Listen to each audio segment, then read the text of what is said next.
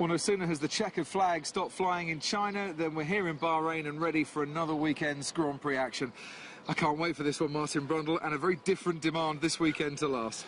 Without doubt, it could be one of the hottest Grand Prix in history. It's a challenging racetrack, very tough on the brakes for the cars, in particular some big stops around here.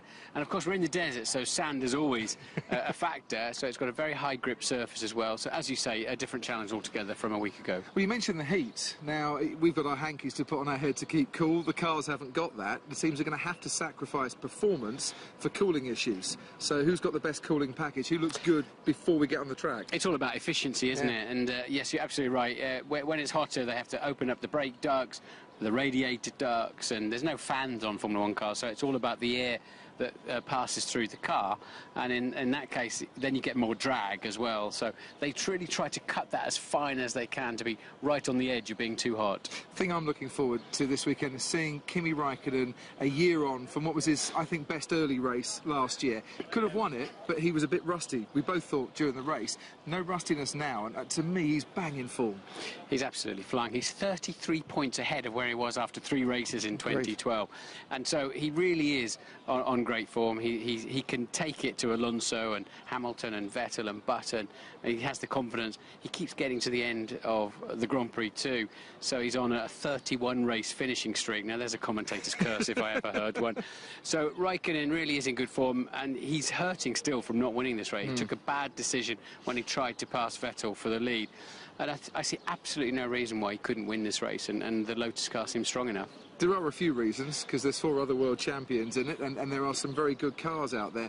Are we getting to a stage now where actually the competition is so close at the top, then one man might be favourite, but one little slip-up could let in a number of guys? Well, absolutely. I mean, remember that we had 7 different winners in the first 7 races last season. We're already on 3 this year, and it could well be 4 this weekend. So it's about managing the tyres. We've got a double DRS zone where they open the rear wing and get that extra 12, 13 miles an hour down the straight. So I think that'll play a big role here as well. But it's all about managing the tyres, managing the heat, and beating some world-class competition in very fast cars. I'm glad we've got 2 DRS zones here, because it's not a track that it's easy to overtake on. I think this is a track where that double DRS adds to the show. In China and Malaysia, maybe we had a bit too much overtaking, certainly in Malaysia. Well, we have to wait and see what happens this weekend first, because as the tyres are degrading and Pirelli have changed the combination that they're bringing here, they've stopped bringing the soft tyre here, which I think makes a lot of sense, because in China last weekend we effectively had a qualifying tyre and a race tyre, and it made for a very boring qualifying, didn't it? Because some drivers didn't even bother to go out on the racetrack and set a time, including world champions. So you're absolutely right. I think it has been a problem overtaking here.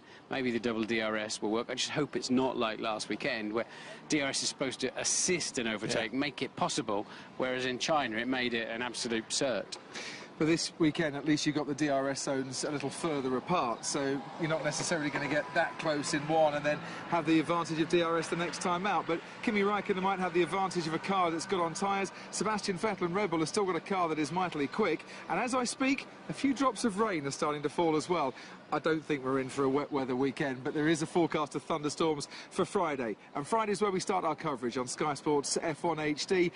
9:45 in the local time here, 7:45 back home for your first practice session. The race is at 1 o'clock, so you can have a lie-in as well. What better than that? Formula 1 and sleep this weekend, and a brolly please, because it's starting to rain a bit heavier.